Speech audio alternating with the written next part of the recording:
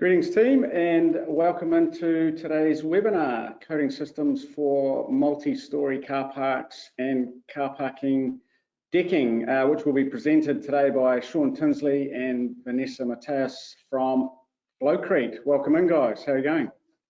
Good, thank you. Thank you. Thanks for joining us. Now, car parks are certainly structures that we get inquiries on regularly, and they do present a number of challenges for the industry. So today's webinar will no doubt offer some very useful info for those involved in the area of car parking. We will have time for Q&A at the end, so please do type in your questions as usual. I'm going to hand over to Vanessa actually to do the intros now, and then Sean will crack into it. So over to you, Vanessa. Thank you, Rob. Thank you for that beautiful introduction. Hello, everyone. Welcome, and thank you for joining us in today's webinar. Coding systems for multi-story car parking and car park decking is such a broad topic. We got the mission today in today's webinar to provide you with some key factors to consider when specifying those type of structures. We will give you as well some key information about the regulations and testing, and we will see as well the systems and technologies available in the market. Before we begin, I would like to give a brief introduction of ourselves. We are Altex Coatings, leading manufacturer and producer of protective, fireproofing, flooring, and marine coatings. We do have almost 70 years of experience in the New Zealand market, and we are part of the Resin group of companies. As Rob mentioned, my name is Vanessa Mateus. I am the National Flooring Manager of Flowcrete products in New Zealand, and I'm very happy today to be here with Sean Tinsley. Sean is the National Flooring Manager of Frimco CPG in Australia, and he has almost about 30 years of experience in flooring globally. So I'm pretty happy to be here with Sean, and I'll hand over to you, Sean, to do the presentation. Thanks, Welcome. Vanessa. Thanks, Rob. Okay, good afternoon, everybody. Thanks for joining us. My name is Sean Tinsley. I'm the National Flooring Manager for Flowcrete, which is part of Tremco CPG Australia, and we're a manufacturer of construction building products, including resin flooring.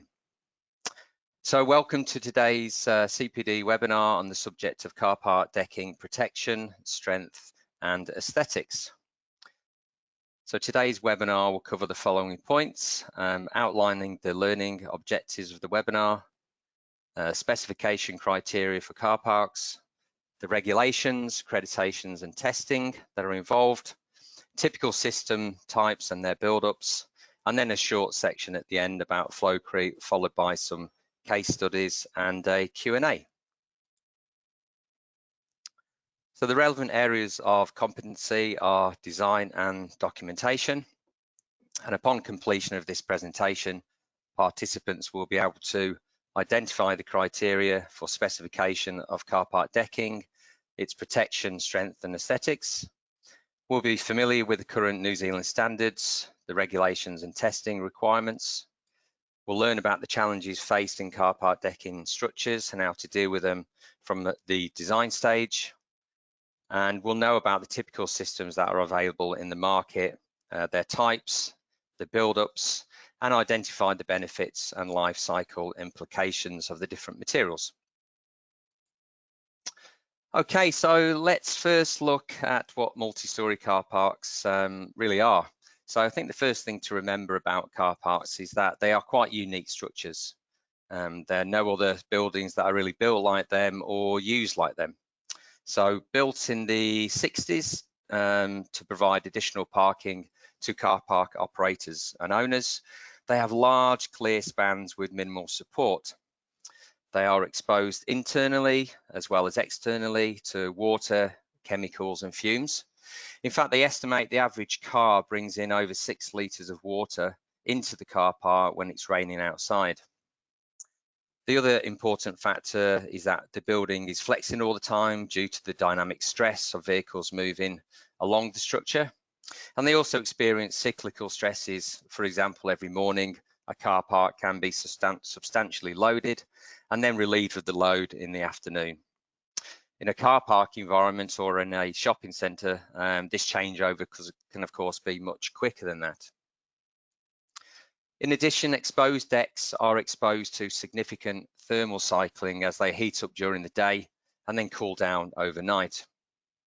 So as with any structure, the design details that enhance durability, facilitate proper inspection, and the maintenance of drainage and waterproofing will significantly extend the life of the structure. The surface of the concrete decks are also subject to continuous exposure to vehicles braking, turning, and accelerating, which can lead to obviously a breakdown of the concrete surface, allowing water and chemicals to penetrate the concrete.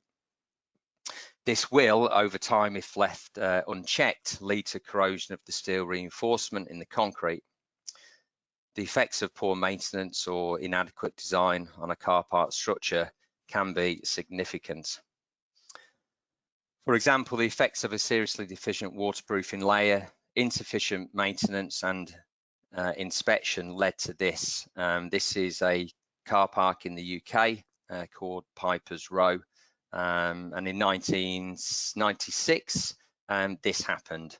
So the top deck collapsed onto the lower decks.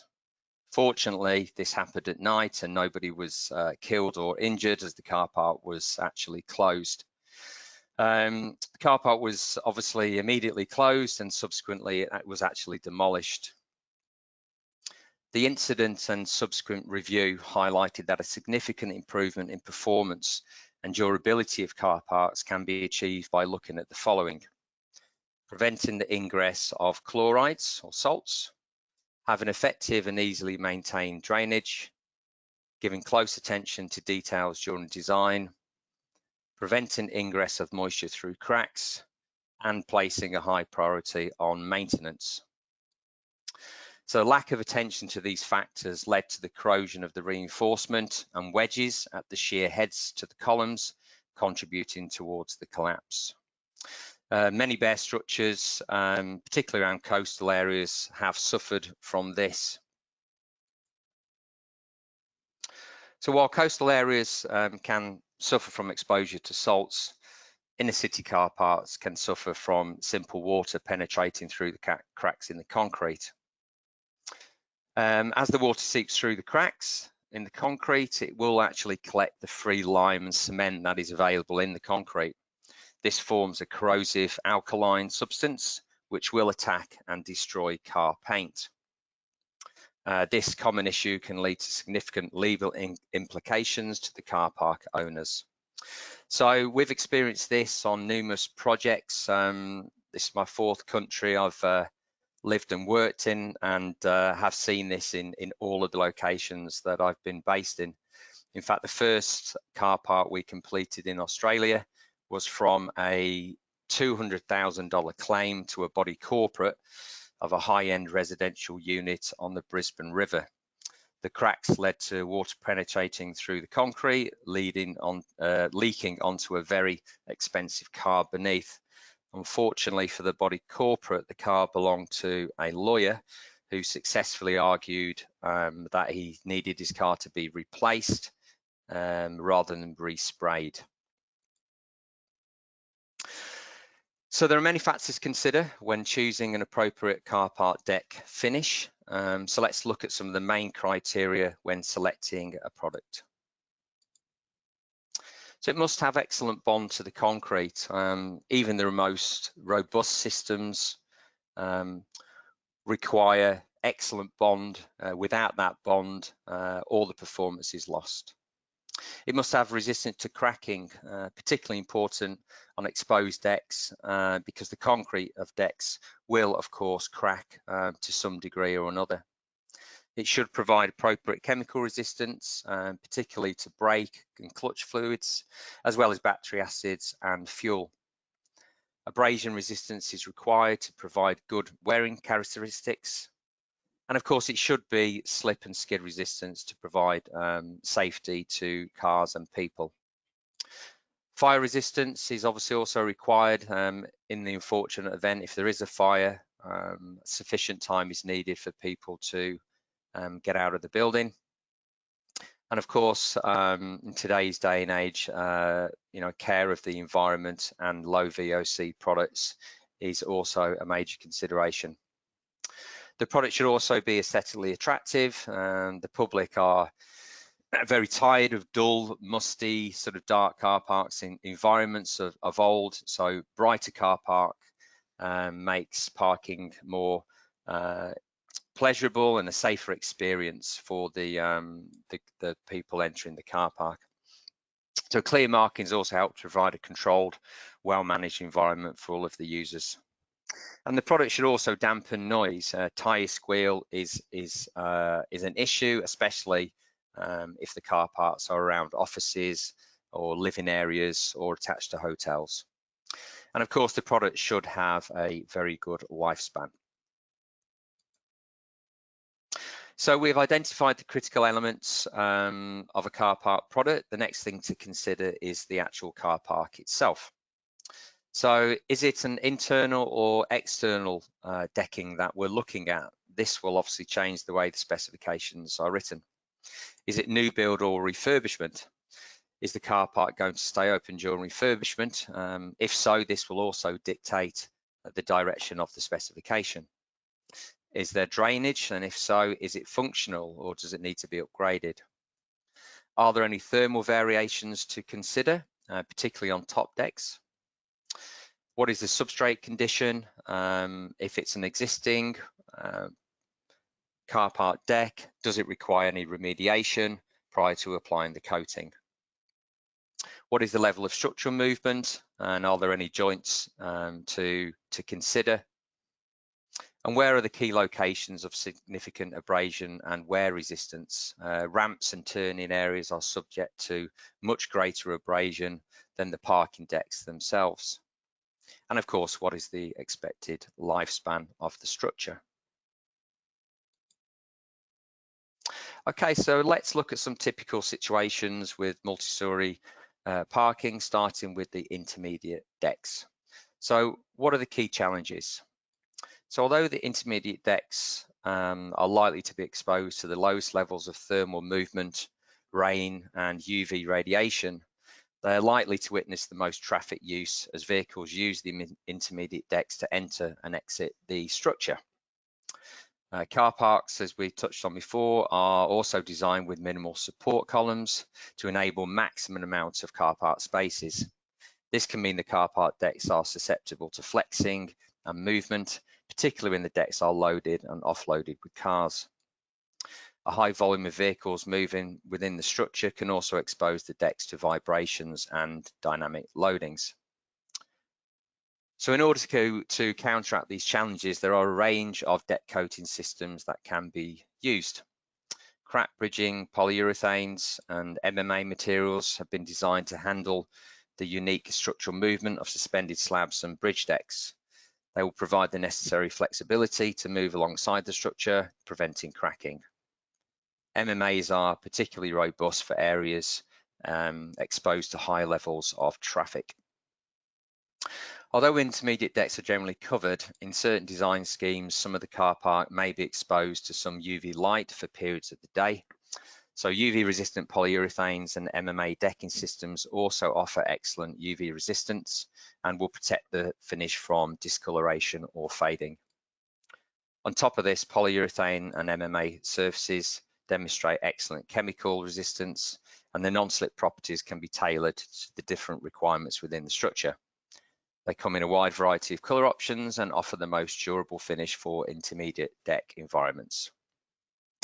Solvent-free epoxies can be considered, but they do not offer the flexibility of a polyurethane or MMA, and therefore will not handle any structural movement. However, epoxies do exhibit good chemical and abrasion resistance and can help to protect the concrete substrate in areas where significant structural movement is not a concern. So roof level parking decks are, we consider, one of the most challenging waterproofing projects in the construction sector. A balance of flexibility and abrasion resistance must be achieved. Exposed decks of multi-story car parks are the most vulnerable part of the building, of course, because they're exposed. These areas are fully exposed to all the elements and therefore susceptible to high levels of thermal cycling, UV radiation and rain. Thermal variations will cause the exposed deck substrate to expand and contract, often leading to cracking of the concrete substrate. These cracks can lead to ingress of water and other contaminants into the concrete and through to the space below, which can result in long-term damage to the structure or vehicles, as we've touched on before. So let's look at some of the solutions for this. I think firstly, it's important to determine the waterproofing requirements. So if the deck is required to be waterproof, an elastic membrane will be required. MMA coating systems are by far and away the most suitable materials for exposed decks. They are flexible and can provide elastomeric membranes within the system. They also exhibit high level of UV resistance and are extremely robust. Their quick curing nature makes them suitable even in the coldest of climates, as the system can be installed in full in less than 12 hours, making them ideal for refurbishment projects or for areas such as entry exits, which are hard to manage. They typically provide the longest lifespan compared to other technologies as well.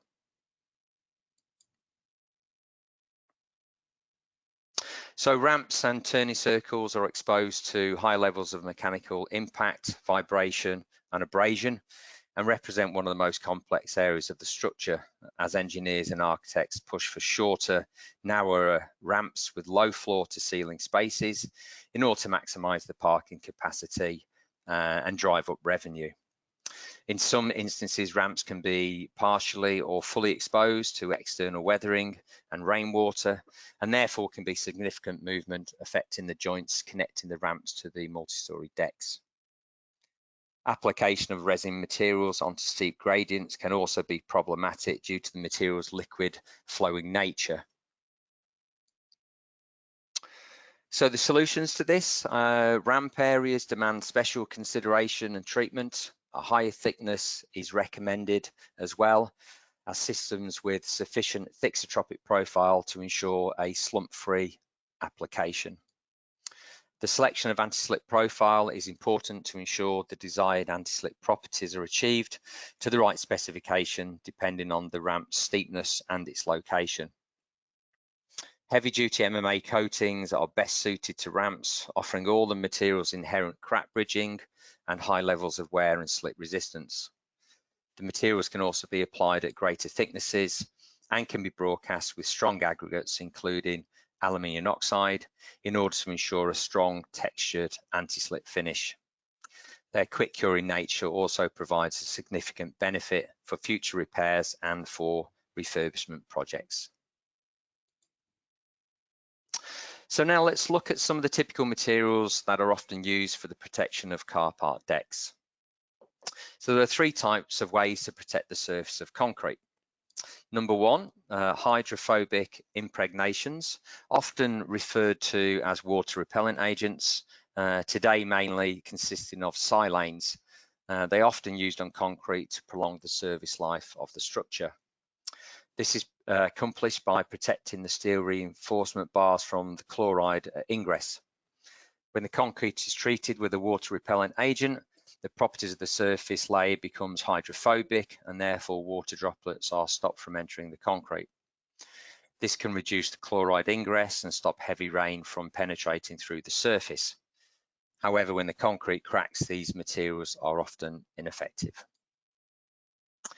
Impregnation sealers, number two, these are lower viscosity materials which penetrate the concrete to form a film along the surface capillaries. This increases the resistance to water and other liquids.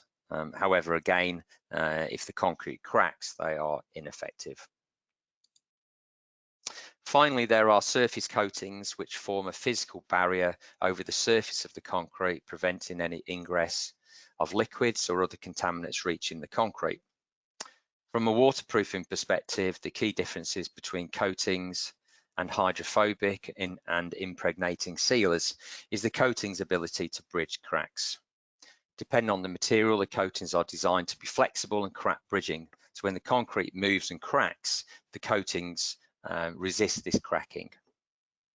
So whilst the hydrophobic and impregnation sealers do provide a function, their downside is that when the concrete moves and cracks, the seal is effectively broken, allowing water or other contaminants to penetrate through to the concrete.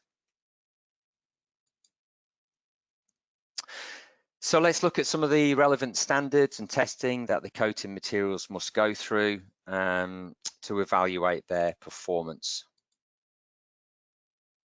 When considering a car park deck coating, the following standards should be considered. EN 1504 is the standard for products and systems for the protection and repair of concrete structures. And AS 4654 is waterproofing membrane systems for exterior use. So within these standards, they include physical testing, as highlighted here. We have fire testing, so reaction to fire test for floor and coverings, determination of the burning behavior using radiant heat source, slip resistance standards. Of course, within a car park, we have different requirements, both internally, externally, and on ramps. Of course, waterproofing is to determine the crack bridging capabilities of these systems, both dynamically and statically. VOC testing, and finally, tensile bond strength testing.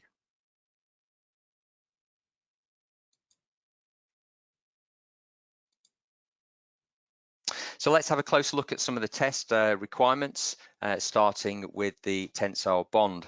So tensile bond, as I briefly touched on before, is one of the most critical elements to ensure the products last the lifespan that they are warranted to. So the purpose of the test is to measure the material meets a minimum bond strength to the concrete substrate. This ensures a long-term bond is achieved and the material will not lift or delaminate from the surface. So the test is completed by drilling a core into the substrate to isolate the area. The material is then applied to this area and allowed to fully cure. A steel disc is then glued onto the surface of the coating and allowed to cure. The measuring device is then attached to the steel disc and tightened until the disc is forcibly removed from the surface. The force taken to remove the disc is measured on the device and recorded in either MPa megapascals, or newtons per millimeter square.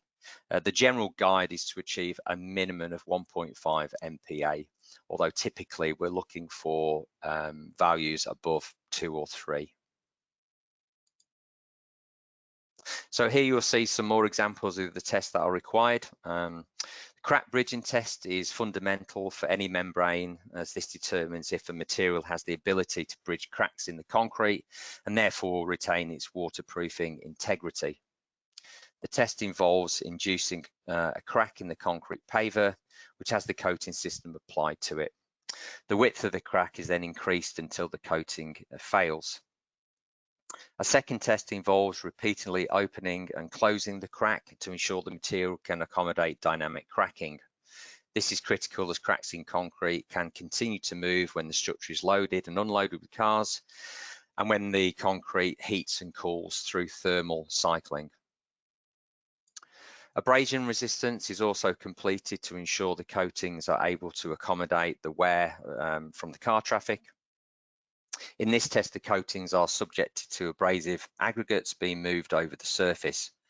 The product is weighed before and after the test, and the lost weight is recorded and measured against a standard. Fire resistance testing is completed by exposing the product to a naked flame. This test is determine the time it takes for the product to start to burn, and again must meet a minimum test standard. And then finally, the coatings are slip tested to ensure they meet the minimum requirements. So the test involves using a pendulum slip tester, which swings a pendulum arm which has a rubber shoe attached to it. So the shoe is designed to replicate a bare foot or a shoe heel, and that's passed over the surface wet. These tests are wet tests. And as the shoe passes over the surface, the amount of friction or coefficient of friction is measured by the machine. And again, these must meet certain standards. It's important to be aware that the gradient of the surface will affect the slip resistance value that needs to be achieved. So on a flat surface, the value is specified as the SRV, which is the slip resistance value, whereas on a ramp, it's specified as SDV, which is slope design value. A car park must also provide clear line marking, directional arrows, and disabled parking to comply with the local regulations. However, coating systems provide the opportunity to further enhance the environment by providing specific areas, for example, female parking, parent and child, and electric car charging, amongst others. Final requirements of the coating system should provide a service life between 10 and 20 years with a surface that can be regularly cleaned with commercial rotary scrubbers. Okay, so let's look at some typical build-ups for car park decking systems, starting off with the intermediate decks. So typically these will have a primer, whether it's concrete or asphalt. If the intermediate deck is required to be waterproof, then a membrane is required. If not, we move straight onto a wear layer. Now this is the layer that includes the non-slip aggregate, and then there's a final finish coat on top of that. If required, this can be UV resistant as well. For external areas or areas requiring a rapid curing waterproofing product, the following is a typical design. So again, we'll start off with a rapid curing MMA primer, typically only used on the concrete surfaces. And then of course, a waterproof crack bridging membrane is required across the whole deck. And of course, all the detailing around the horizontal to vertical junctions, drainage and joints. Then there's a wear layer, which will incorporate the non-slip aggregate. And then typically 2 coats of a UV resistant colored sealer are applied to these areas. So for areas which have limited access, as I say, MMA materials are extremely effective. These coatings cure within 15 to 30 minutes and are ready to receive full traffic in less than 90 minutes. So this can be particularly beneficial when completing external waterproofing, where a dry environment is required for the application, and also extremely beneficial for entry and exit ramps. As well as providing rapid curing MMA resins, are also renowned for their toughness and durability and provide an excellent alternative to polyurethane systems. So to summarize, multi-story car parks are unique structures requiring unique waterproofing solutions for exposed areas and robust systems for internal areas.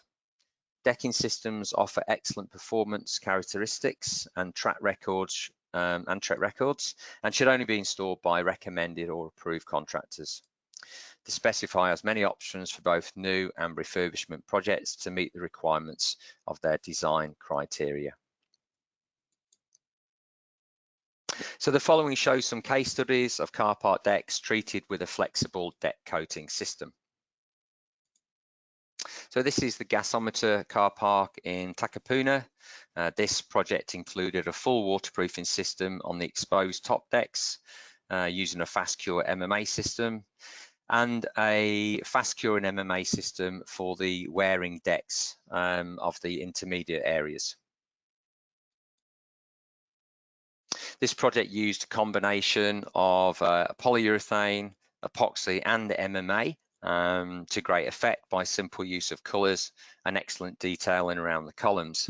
So this was our largest single project to date in this region. It was 85,000 square metres, and the car park remained open during the entire refurbishment.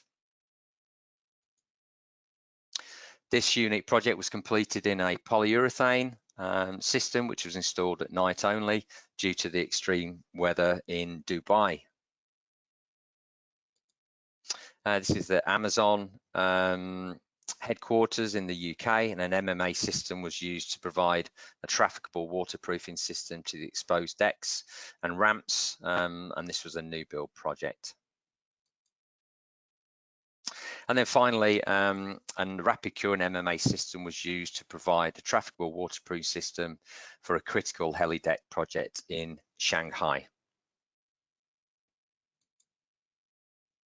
Finally, I'd like to give you a brief overview of Flowcrete and its history, and to demonstrate where car park decking fits into our product range. So Flowcrete was formed in 1982 in the UK to provide a flooring solution to Mars Confectionery. They had a major problem with the sugars corroding the concrete floors within the facility. A specialist product was formulated and successfully installed. This success led to the formation of Flowcrete, a brand which today provides flooring solutions for the world's largest and most complex industrial and commercial markets. In 2019, Flowcrete's parent company, RPM International, created the Construction Products Group called CPG. Tremco CPG Australia was formed as part of this new group and is inclusive of product brands Flowcrete, Tremco, Nudura, Wilseal, Ilbrook, Nullifier and Euclid Chemicals. So these brands are supplied to over 130 countries and territories. Its products are used primarily for the construction, maintenance and restoration of various industrial, commercial and infrastructure projects. The Flowcrete range of car park decking is a major product line within the business, and successful projects have been completed across Europe, the Middle East, Asia, the Americas, and of course locally. Altex Coating are the exclusive distributor of Flowcrete products in New Zealand and the Pacific Islands. Thank you very much. That's excellent. Thanks, Sean. We do have a few queries or questions come in. So what I'll do, there you are. I was going to say, get you to flip your webcam back on so the whole world can see it. I think Vanessa was going to join us as well, but we'll just, there she is.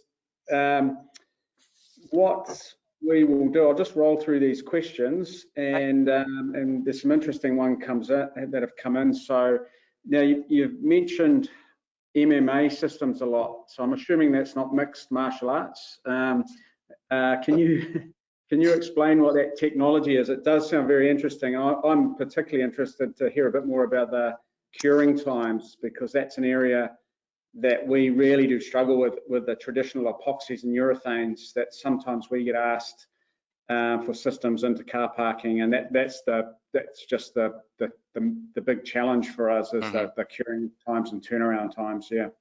Yeah, no, absolutely. And I did have to clarify that when I was presenting this in America one time, and they all thought it was going to be a fight scene. So so MMAs are methyl methacrylates, and they're a resin, just like all the other technologies we offer. They're a liquid product that then cures and dries to form a hard film. And the difference with MMA technologies is that they are extremely rapid curing.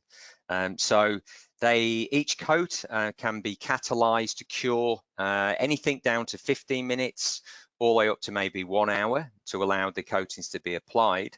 And then approximately 90 minutes later, they are fully cured, absolutely ready to be trafficked, ready to be exposed to chemicals, to water. So, and this can be catalyzed and applied down to -20 degrees. So, we have here in New Zealand an environment where we have obviously heat, and we have very cold climates as well. So the beauty of the MMA systems is not only do you have the ability to apply these at sub-zero temperatures, they remain flexible, and of course that's part of the testing that they have to undergo. The crack bridging membranes must remain flexible down to, I think, is -15 degrees. If they become brittle, they become ineffective. So MMAs really do offer us that ability. And again, it's not just what to use in the winter months, as I mentioned in the presentation. Often in car parks, you'll have single entry exits that can be extremely hard to manage, particularly on refurbishment projects. So we can literally come in at night, and this is quite often what we do. And even when we're using other technologies within a car park, we may use MMAs in those areas. We can come in at night and complete typically around 100 square to 150 square meters, start to finish, the system completely ready to hand over in the morning. So come in at 10 p.m, hand over at 5 a.m, traffic's on it by 6 a.m. So MMAs give us that that option. So methyl methacrylate, not mixed martial arts. Excellent. Now, can you, I did notice as we went through the presentation there, you didn't include the product names as they went through. So can you maybe just roll out a few of those product names for us so that people maybe when they hear them, they'll recognize what they are? Yes, of course. That was schoolboy error leaving those ones out. Well, no, you followed the rules because the webinars obviously have to be fairly generic. Yeah, but no, that's so yeah. So the car park range, the brand name is DeckShield, and that's one word, D-E-C-K Shield, and within that we have the different elements of the structure. So if we look at a car park, obviously we've got exposed decks. So that system is called DeckShield ED for exposed deck, and ED Rapide is the MMA system. We then have DeckShield ID, which is for the intermediate decks, so fairly straightforward. And again, if we have Rapide on the end of that name, because we're a European business, we say Rapide, that denotes that it's the Rapid Cure version. So DeckShield is the brand name, and that comes in a variety of the different technologies, as we've mentioned, polyurethane, epoxies, and methyl methacrylates. Great. Now I'll just jump in there and explain to the viewers the challenges that we have when we're requested to specify traditional epoxies and urethanes, and it really simply comes down to the turnaround times, the curing times, and the turnaround times. A traditional epoxy or urethane is often a day between coats, and then it might be a 3 or 4 or 5 coat system sometimes, and then we're allowing 7 days curing time before there's even traffic on there. So it really becomes just not practical at all to use traditional epoxies and urethanes in car parks. And the only time that we're getting into them, I guess nowadays, because there are such good products available like DeckShield, are for areas that aren't where the cars are traveling, I guess, and we're just doing little line marking and bits and pieces now. So sometimes from our side of it, there's a thought around trying to make a system more cost effective using the traditional epoxies and urethanes, and they're just really not that practical with the modern products that are available now to turn things around very quickly. So I hope that kind of puts it in context for those that are watching as to the challenges we have on our side of the coatings industry. Yeah. Couple of other questions. Actually, a few flooding in now, which is good. Always happens after the end of the presentation. What type of non-slip aggregates do you recommend in the coatings? Yeah, really good question, actually. So there are 3 main aggregates that we recommend and specify. Silica quartz is one of those, aluminium oxide and bauxite. So those 3, and really those 3 only. So aluminium oxide and bauxite are the second hardest aggregates that we can actually get. They are number 9 on the Mohs hardness chart. Whereas silica quartz, I think, is the 4 or 5, and so the reason we have the different aggregates is because we're looking for maximum longevity. We want to make sure the non-slip is retained for the maximum amount of time, and the aluminium oxide and bauxite have much higher abrasion, much higher crust strengths, and therefore those aggregates is what we'll be using on the ramps, on all the major turning areas, on the entry exits. So the areas with high abrasion requirements and high traffic is where we use those aggregates. Now they're much more expensive, but the longevity certainly justifies the expense. And of course, we're only using those on those specific areas. The rest of the car park deck, silica quartz as the non-slip aggregate is absolutely suitable. Great. Now, questions coming from Sonia van der Haar here. Now, this is a really interesting one. Very simple question, but what are the color options? Okay, so in all of the technologies, they can all be colored. There are 10 standard colors as a product range, but we are able to basically match any color from the most common color charts. In flooring, we tend to match to the RAL color chart, the AS2700 color chart, and the British Standard color chart. But we can also match to bespoke colors, because effectively these are liquids and we're able to pigment them to virtually any color. And we'd like to have different color car parks because grey is quite dull.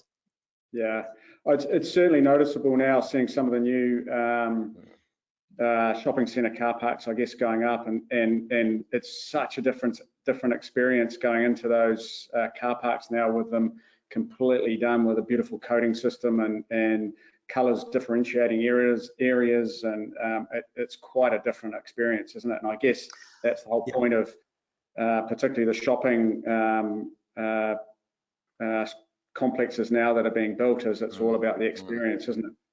It certainly is. I mean, that they are, we always say they're the, they're the window into the structure. They're the first port of call often, and we get really good feedback on what these car parks look like when they've been transformed, and it really is a transformation. I mean, they probably, if you remember the Star Casino image that I put up there, the light reflection you get off the car park, it is so much more appealing than these sort of dark, musty car parks of old, and there's still plenty around, of course. So particularly in the commercial developments now, people want to park in safe, bright car parks, and that's where these systems really do come into their own. Enhance the security, not just for the cars, but as well for the pedestrians, definitely. Absolutely. Yeah. Question in from Theo Armstrong, and this is an interesting one. What's the average cost of these systems? Okay, so as I say, we've got different elements, different systems within the car park. The intermediate decks, depending on the whether it's the MMA systems or the other systems, so they can be as low as $35 a square meter installed, all the way through to probably $75 a square meter. That's for the intermediate deck systems. And then the full membrane systems, the top deck systems, will be anything from $120 to $150 a square meter installed. Excellent. Now, just on that installation, there's a good question here from Fraser Johns. Thanks, Fraser. About installation, so assume the supplier offers performance warranty when installed by a certified installer. What quality control or QA is required for the warranty to stand, and who performs this? The contractor, applicator, or the supplier's rep, or an independent inspector? Yeah, so we complete, so really good question, really relevant. We complete the inspections along with the contractors, of course. We have holding points during the application, which starts off with, excuse me, the most critical part of that is the first step is the preparation. Preparation is absolutely fundamental and key to that. So that's a holding point. So we'll have an inspection with the contractors to make sure we're happy with the preparation before they proceed. Now, of course, we do specify the CSP profile requirements on our data, but of course we do carry out physical inspections as well, and then we'll proceed to do that during the application. If we can't get to site, we'll only work with contractors who have an appropriate QA system.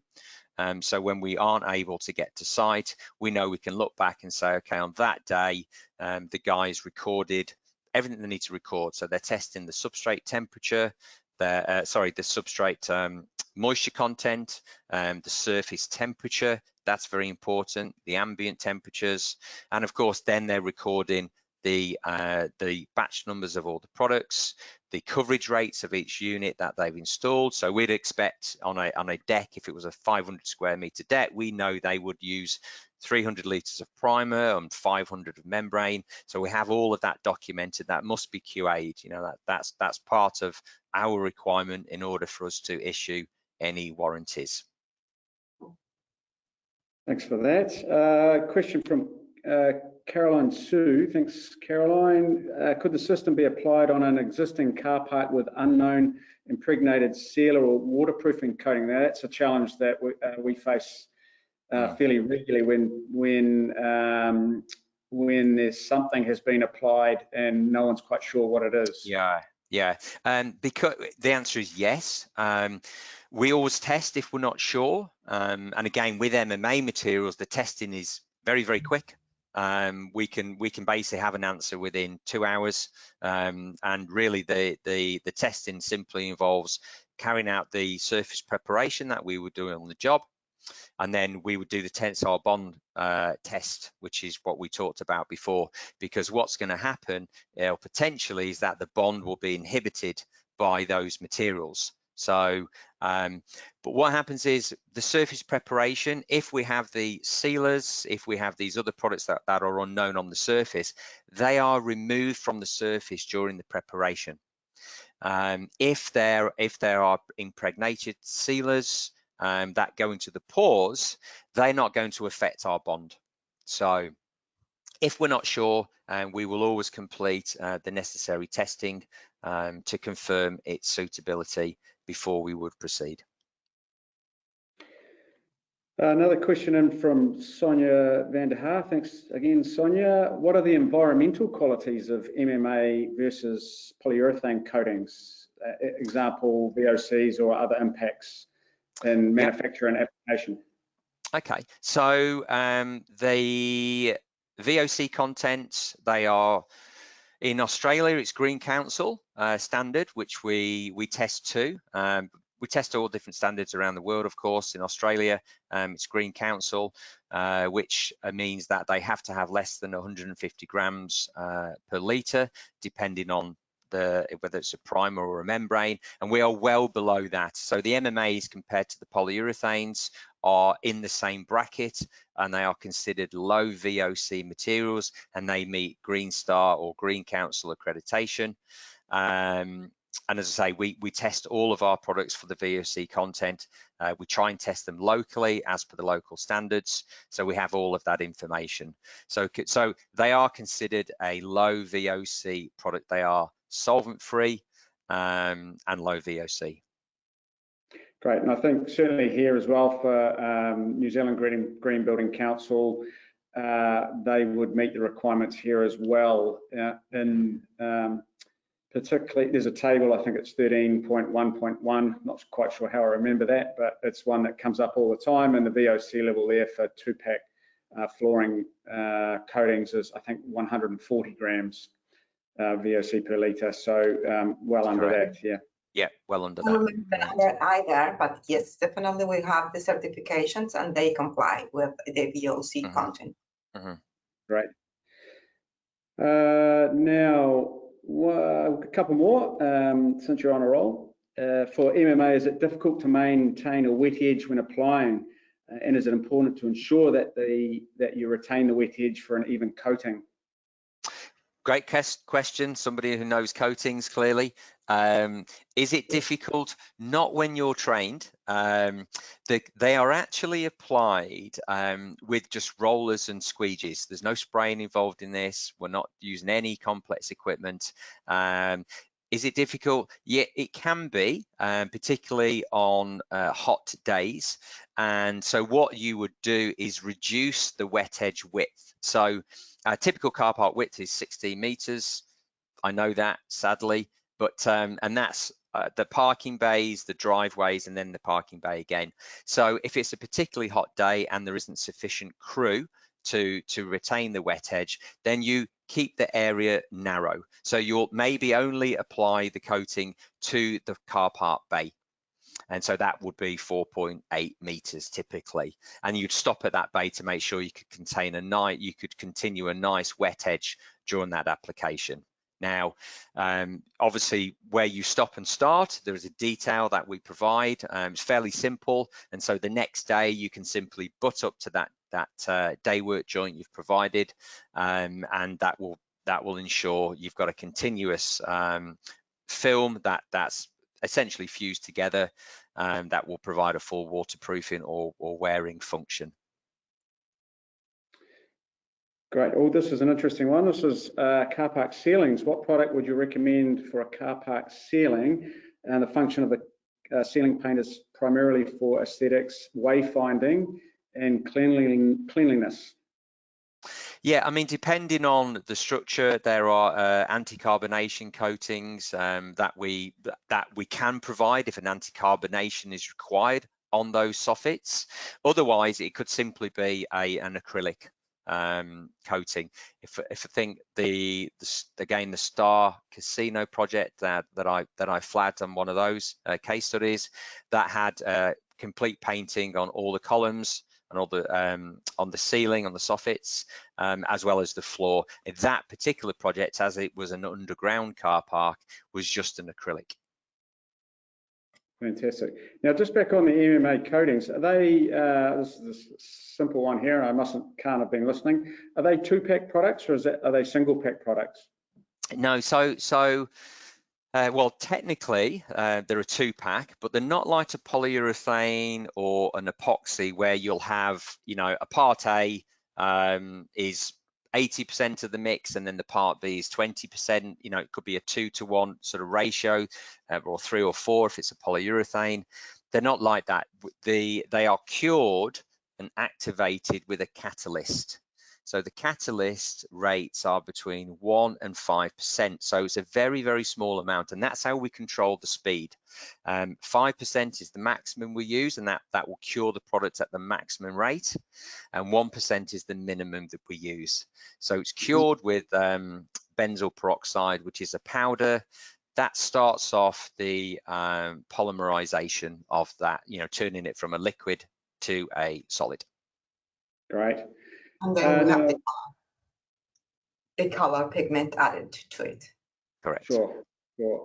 Question in from Ron Berry. Thanks, Ron. What type of typical film builds for MMA system when compared to polyurethane systems? Okay, another really good question. The intermediate deck systems on MMAs are normally 2 to 2.5 millimeters. Our polyurethane system is 1 to 1.5. So, substantially thicker. And the same applies to the top decks. So most polyurethane systems are around 1.5 to 2.5 millimeters. The MMA systems are 4.5 to 5.5 millimeters. So we have a much higher thickness, higher DFTs than all the different technologies, the other different technologies that are used. And but per millimeter, they're actually a lower cost per millimeter than the other technologies, but we apply them at a greater thickness, and ultimately that gives us much better performance, much better crack bridging, much better longevity, much better wear resistance. Great. Now, just to finish off, what is on the horizon in technology for you? Is there any new wonderful products or developments that are occurring in the industry that you want to tell us about? Within the car park space or the broader space? Car park or anything else that you've got going? Okay, well, probably an interesting one to the architects. We have developed and now successfully used a rapid curing seamless terrazzo, and it's based on MMA technology. So we've completed, this has been launched about 2 years ago. We've completed our first 3 projects over the pond, and as it's based on MMA, of course, it's extremely quick curing. So we're able to essentially take a shopping centre as an example. We can come in the evening, prepare the tiles, because most of the substrates are tiles, and we can happily go over the tiles. The material is a flexible terrazzo. So of course, we would always remove any drummy or defective tiles, but it gives us the ability to go over multiple different types of substrate with the confidence that this system is not going to crack. It's not a brittle surface, it's flexible. And of course, it cures within an hour, so it can then be fully trafficked before the system is then ground and polished to a finish. So its flexibility makes it very, very unique in terms of we're able to go over multiple different substrates. And of course, being a terrazzo, a seamless terrazzo, the design options are fantastic. And of course, it's one of the most durable flooring systems there is. Fantastic, fantastic. Well, that brings us to an end today. That's been outstanding info. Thanks very much. For anyone who has asked a question, there are still a few there. We will come back to you in the next few days and answer those directly. And Vanessa's contact details will be in the automated follow-up email that will come through tomorrow afternoon for anyone that wants to actually contact her directly with any queries, or she'll also be able to point you in Sean's direction as well. So thanks again, guys, for your time today. It's been very much appreciated, and I'm sure that everyone that's attended has plenty to think about when it comes to their car parking projects now.